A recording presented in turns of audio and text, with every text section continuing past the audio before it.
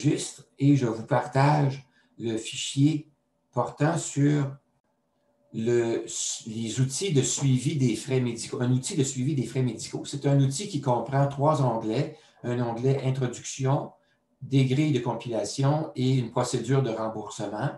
Ça concerne donc les frais médicaux. Et ce fichier-là a été présenté dans les groupes précédents et il y a des personnes qui ont ajouté des éléments d'information qui ont permis d'améliorer le fichier lui-même. Alors, en 2018, Mme Diane Joyal et en 2019, Mme Cécile Gaudreau ont ajouté de l'information qui était pertinente, que j'ai rajoutée dans le fichier. L'introduction, je vous en ai parlé. Hein. L'idée, c'est de se faciliter le travail de la préparation du rapport d'impôt en colligeant les informations dont on a besoin dans le rapport d'impôt au fur et à mesure qu'on fait les transactions.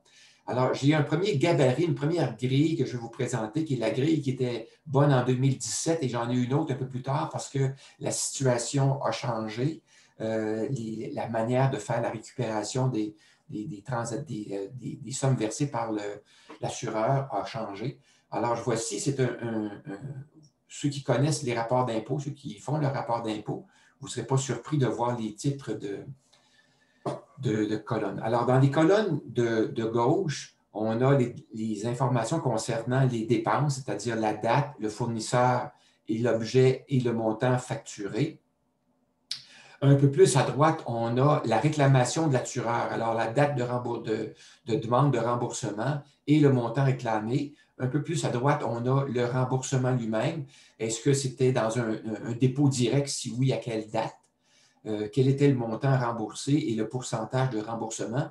Et à droite, quel est le montant qu'on peut déclarer dans notre impôt fédéral et provincial? Voilà, ce sont les informations qui sont listées là, tout simplement.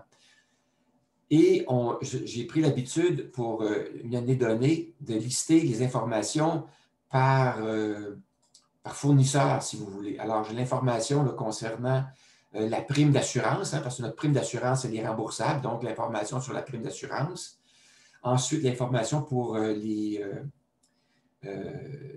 frais qui sont réclamés, là, le total, là, par exemple, tout ce qui s'appelle la clinique, les soins dentaires. Alors, dans la même clinique dentaire, tous les soins qui ont été donnés avec les montants et le pourcentage. La même chose pour ce qui est des cliniques de physiothérapie, ensuite les prises de sang, etc., les éléments qui sont là.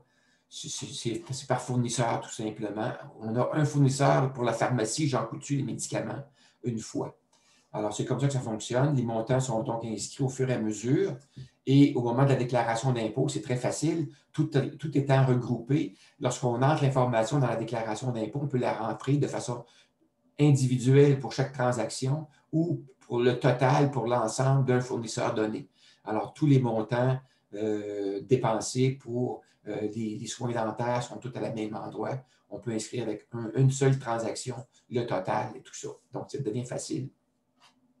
Le deuxième gabarit, lui, pour l'année 2018, c'est qu'à ce moment-là, l'assureur a changé de sa formule et le remboursement de sa partie était fait directement là, au moment de l'achat des médicaments à la pharmacie.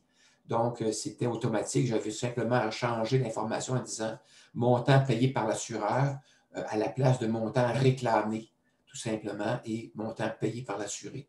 Donc, ça veut dire que lorsque je me présentais à la pharmacie en 2018 et les années suivantes, le montant de la facture, et il y avait déjà une déduction qui était le montant payé par l'assuré était pris par la pharmacie, et moi, je ne payais la pharmacie que le montant payable par l'assuré, tout simplement.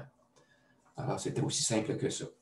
Alors, c'est un petit gabarit qui est simple que je vous propose d'utiliser si ça vous intéresse pour faciliter la préparation de la déclaration d'impôt. Est-ce que vous avez des questions?